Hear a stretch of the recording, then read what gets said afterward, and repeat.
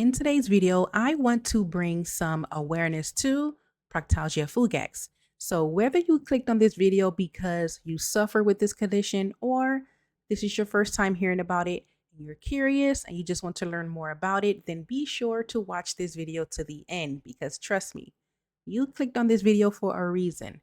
Now keep in mind though that this is not a mental illness. So some of you may be wondering, then why am I even talking about this in the first place? Because I am in the mental health niche. I am a channel of healing. So to answer your question, I mean, why not, right? I think it's a good idea to shed some light or bring some awareness to certain symptoms or conditions because most of the time they are linked to our mental illness. So it's a good thing to bring awareness to this because who knows? Maybe one day you will experience this. And if you do, at least you know you're not alone and you have like a blueprint to tell your doctor, like, hey, I have some symptoms of this. Could it be that? Okay. So, yes, I am a sufferer of Proctalgia Fugax. This is something that I've been experiencing since 2019, and I believe it's linked to my anxiety. So, a few days ago, I was talking about in a video that my anxiety is to the roof. I'm sick of living in fear, like I'm always on the edge, feeling anxious all the time. So something just recently happened. I won't say what. Something again just recently happened, and it triggered my anxiety, and which also triggered this condition. Okay, a few days ago, I was suffering with an episode or attack. So we call them episodes or attack. I like to call them butt attacks. But yes, it triggered it, and it's a pain in the butt. No, literally, literally, it's a pain in the butt. It's like excruciating pain at that. So, yes, this is something that I've been experiencing for some years, and I believe is linked to my anxiety. So, that's what inspired today's video, is because my anxiety is triggering this. Now, I don't know for sure. It can be something else. There are different things that I've learned that it could be, but I'm sure that is related to my anxiety because, like I said before, when I made that video, that I'm sick and tired of being, anxious all the time, living in fear, feeling like I'm on the edge all the time. Something just recently happened. I said news is everywhere. You can't really get away from bad news. News is everywhere.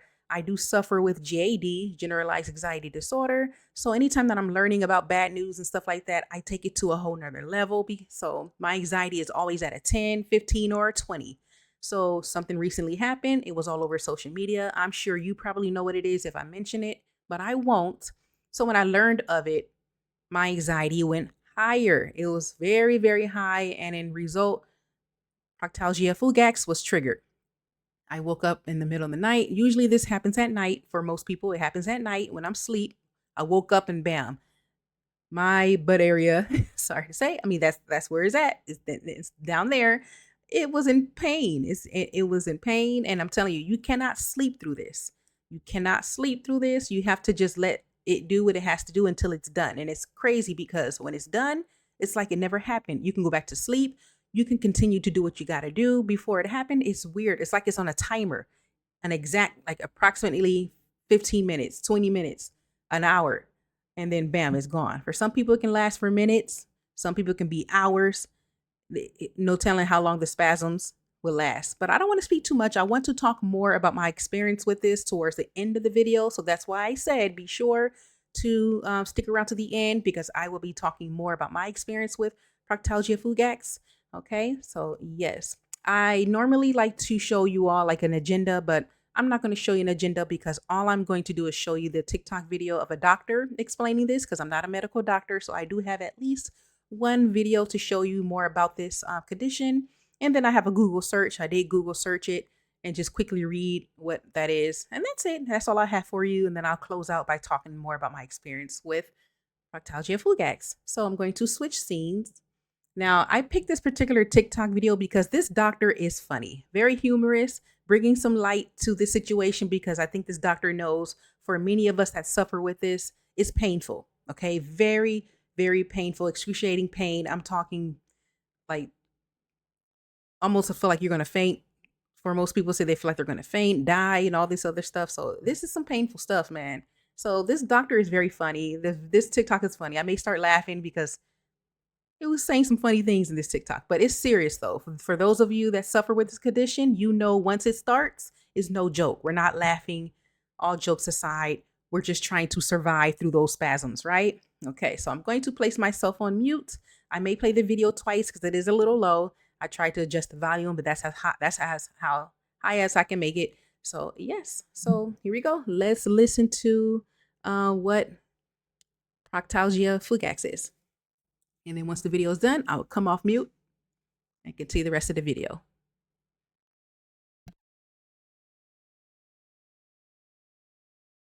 What about sharp pains up my chocolate starfish? Some people might call this shooty bum pain, but the medical term is Proctalgia Fugax, which is where you get these sharp shooting pains up your arse.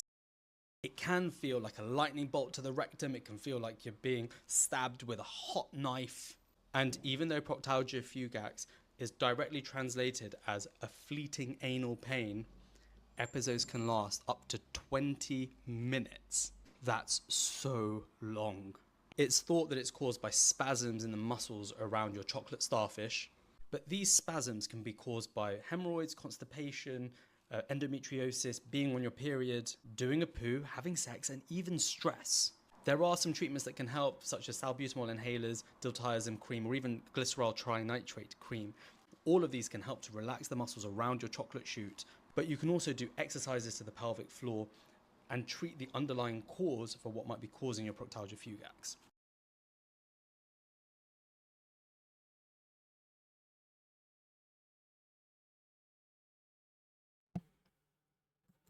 Did y'all hear that about your chocolate starfish? Chocolate starfish. Let's play it again. I'm sorry. See, I told you this is funny, but I know if you have this condition, all jokes aside, this is some painful stuff. Let's play it again in case you were distracted. What about sharp pains up my chocolate starfish? Some people might call this shooty bum pain, but the medical term is Proctalgia Fugax, which is where you get these sharp shooting pains up your arse. It can feel like a lightning bolt to the rectum. It can feel like you're being stabbed with a hot knife. And even though Proctalgia Fugax is directly translated as a fleeting anal pain, episodes can last up to 20 minutes. That's so long. It's thought that it's caused by spasms in the muscles around your chocolate starfish, but these spasms can be caused by hemorrhoids, constipation, endometriosis, being on your period, doing a poo, having sex, and even stress. There are some treatments that can help, such as salbutamol inhalers, diltiazem cream, or even glycerol trinitrate cream. All of these can help to relax the muscles around your chocolate chute, but you can also do exercises to the pelvic floor and treat the underlying cause for what might be causing your Proctalgia Fugax.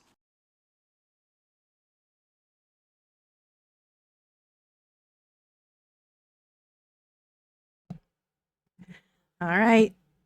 I'm sorry. See, so did you guys hear about what's going on with your chocolate starfish during your episodes from your Proctalgia Fugax, your chocolate shoot?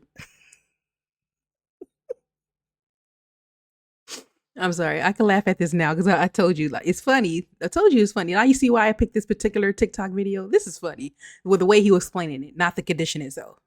Because, like I said, when the episodes or the attack starts to happen, nothing is funny. All the funniness goes out the window because we're just trying to survive through these spasms. Okay, but I'm sorry, that was funny. I know y'all y'all saw me cracking up in this. Chocolate starfish. Chocolate Okay. So yeah, that was the video of Proctalgia Fugax. Now, like I said, I just have some, let's review a Google search of it. I just simply typed in what is Proctalgia Fugax, and here it is. So the AI overview says that Proctalgia Fugax is a condition categorized by sudden, intense, and fleeting pain in the rectum or anus. It is a benign and self-limiting condition that typically resolves without any underlying medical issues. So the symptoms, sudden, sharp, or cramping pain in the rectum or anus. Can I say these words on YouTube? Rectum, anus. Pain that lasts from seconds to minutes. Mine's definitely minutes. Once it was up to like an hour long. Pain that may be localized to one side or all over the rectum. Pain that occur at any time but is often worse at night. I get my attacks at night. My butt attacks at night.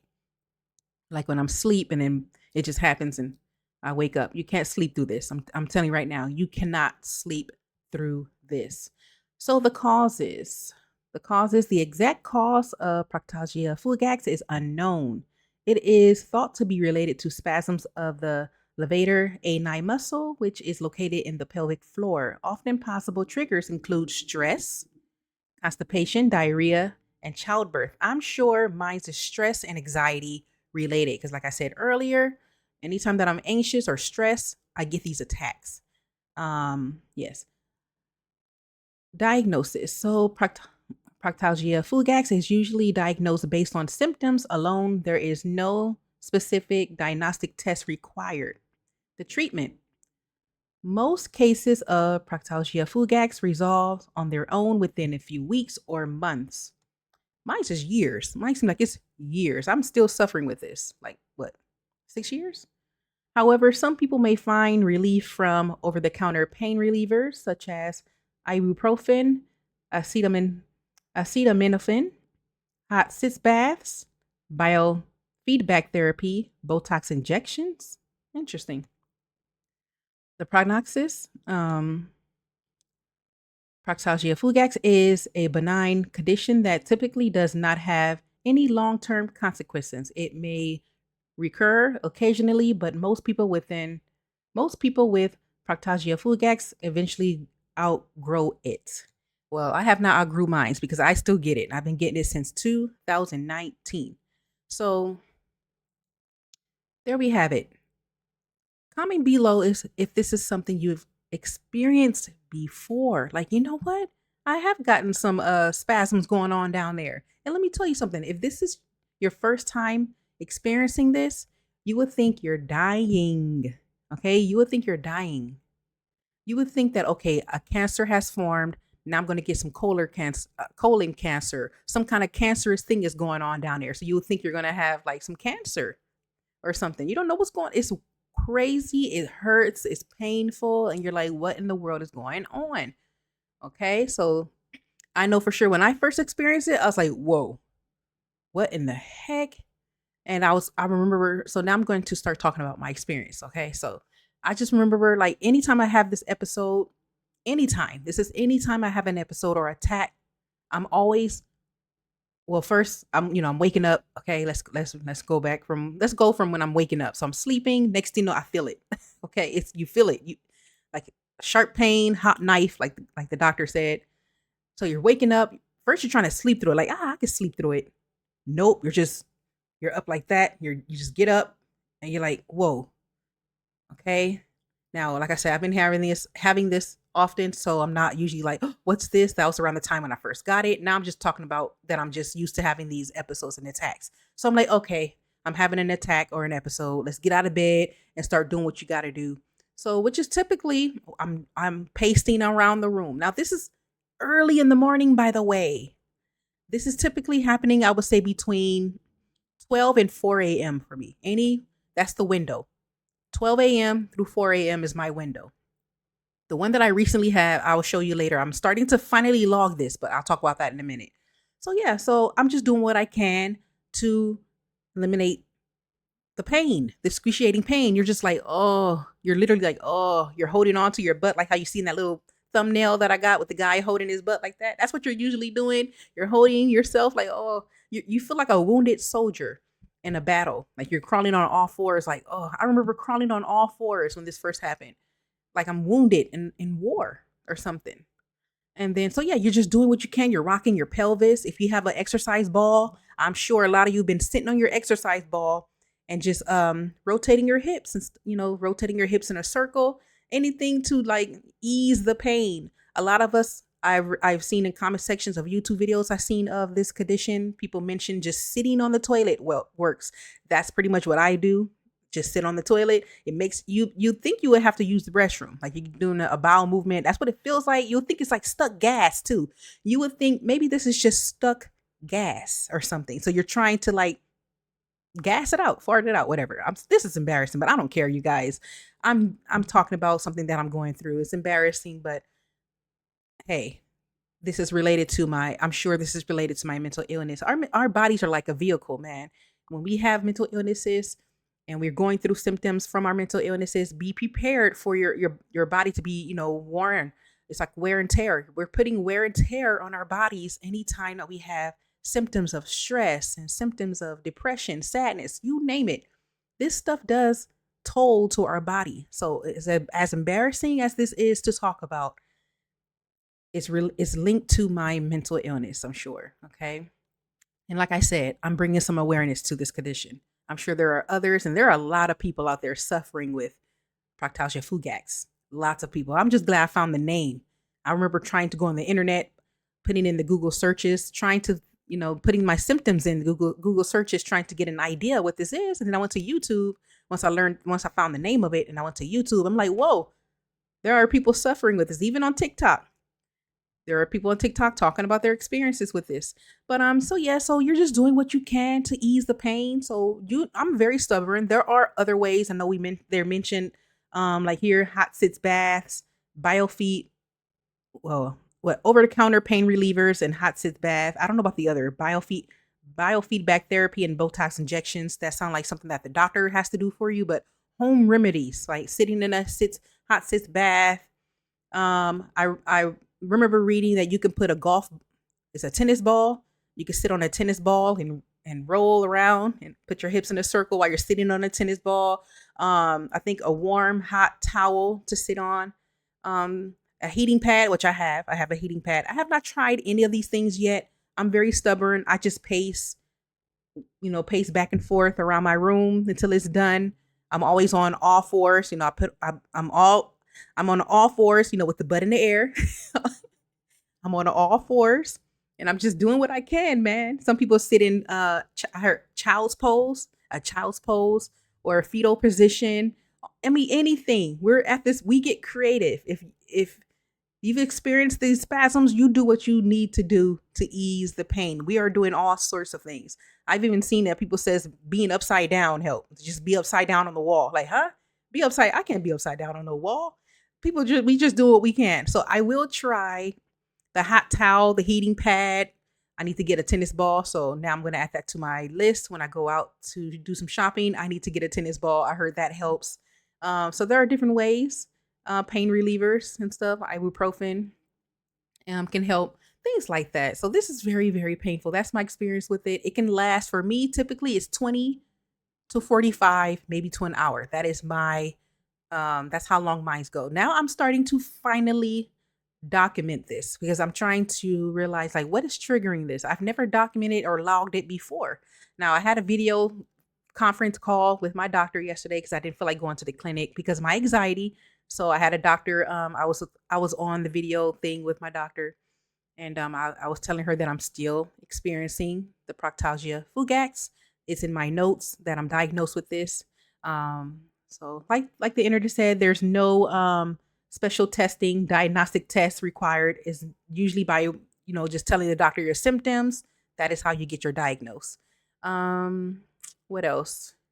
So yeah, it's just painful, you guys. You're just like, oh, and then it can hit hard too. And then it's tricky. You would think that it's done, that it's over. Like, oh yes, it's over, and I can go back to sleep. And then it comes right back. Like, are you serious? I thought it was done. And so yeah, and then when it's done, when the spasms are finished, you can literally continue what you were doing before the spasms. Which for me is typically sleep. I'm sleeping like peacefully sleeping. Next thing you know, just you're like this. Oh no, not again. And I've been having them frequently. I would say I get these maybe once a month, twice a month, but now I'm getting them way more. And like I said, I know it's tied to stress and anxiety, but I'm going to start documenting. So I want to show you guys. I haven't seen anything about it. That's it. I'm just ready to just learn some methods that's going to ease this. And so that's what it's like. It's some excruciating pain stuff. It's very, very painful. The tightness and the pain and it's crazy, man. So let me know down below if you experienced this before. Okay. And like I said, if you have experienced this before and you haven't told your doctor about it yet, I mean, let your doctor know that this is what's going on. I think I have Proctalgia Fugax. Now, this is a weird thing to pronounce. Trust me, it took me a while to pronounce. I pronounce Proctalgia Fugax in so many different ways until I finally got it right, the correct pronunciation. So I want to show you all my log. If you suffer with this, or even if you think like I had these symptoms, but I'm not sure, still log it, document it, because it could be something else. Okay, it may not be Proctalgia Fugax. It might be something more serious. I don't want to fearmonger or anything, but it could be something else. I think I heard endometritis. Well, I can't pronounce that. Um, it can be something, okay? It can be something serious. So I would definitely make sure that you log it in, because I've never logged it. For all these years that I experienced this, I've never logged it. So I'm on this is my screensaver in the back of my computer on my second screen. And this is what it looks like. I typed this out when I was having my episodes the very next day. So I haven't typed in anything for number 2. Number 1 is filled in because that's my recent attack, my recent episode. So this is what it looks like. You should do a log. If you can't use your computer note app, I have a note app. If you can't, you can always use your phone, write it down, and jot it down. But you want to do this because, like I said, you want to see a certain pattern.